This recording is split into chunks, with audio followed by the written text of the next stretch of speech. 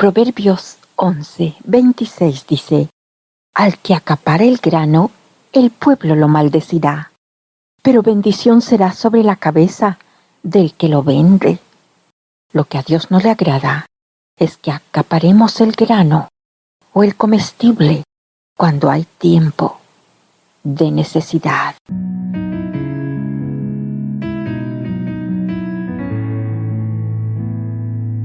Hoy comenzamos un nuevo estudio, la viuda que no tenía recursos y su mayordomía ejemplar.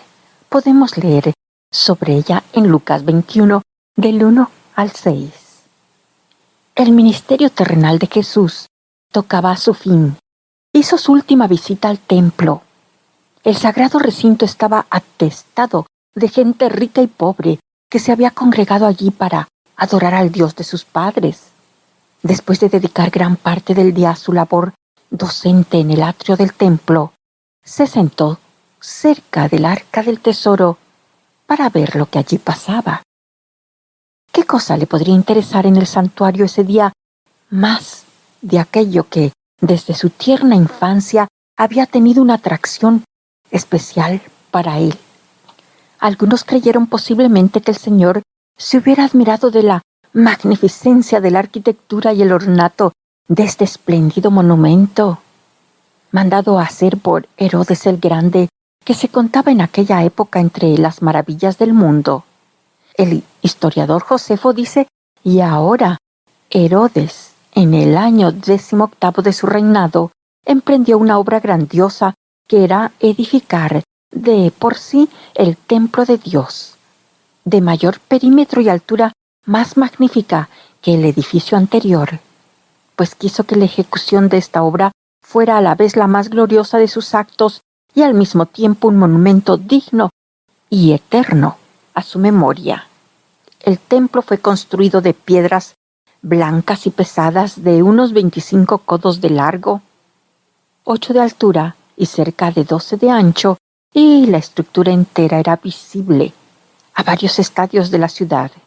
El templo tenía puertas también a la entrada, adornadas de velos bordados, sobre los cuales se extendía una viña de oro con sus ramas colgadas hacia abajo de una gran altura, y cuyo enorme tamaño y fina hechura era motivo de asombro a todos los espectadores, a causa de las dimensiones de los materiales de construcción y la habilidad de su acabado. El patio tenía un muro que era la obra más prodigiosa de que jamás haya tenido noticias el hombre. Aquel mismo día, uno de los discípulos, habiendo llamado la atención de Jesús sobre la magnificencia de la construcción, casi se desploma de sorpresa al oír su respuesta. ¿Ves estos grandes edificios? No quedará piedra sobre piedra que no sea derribada. El edificio mismo no merecía mayor atención de parte del Señor Jesús que lo que se decía dentro del culto que se practicaba allí. Mateo, el evangelista, enumera sus múltiples reproches contra los escribas y los fariseos a raíz de su hipocresía al prescribir para el pueblo una observancia minuciosa de la ley que ellos mismos no practicaban. Su avaricia con que se apoderaban de los bienes de las pobres viudas y la fingida piedad con que rezaban sus largas oraciones públicas. Su celo exagerado para ser prosélitos sin conferirles ningún beneficio espiritual. Y su tendencia a ensalzar las cosas secundarias y pasar por alto el espíritu y el propósito principal de la ley de Dios. ¿En qué cosa, pues, se fijó Jesús en el templo? Fue algo que pasaba por alto todos los demás. La actuación no de los elementos visibles de aquel pueblo religioso, sino de una pobre viuda, la más pobre de todas. Los ojos del Señor, que momentos antes se encendieron en santa indignación contra la insinceridad de los fariseos, se llenaron de ternura al ver a una viuda pobre que echó en el tesoro sus 2 blancas, ínfimas para el culto divino, terminado lo cual, siguió adelante para ofrecer su oración a Dios.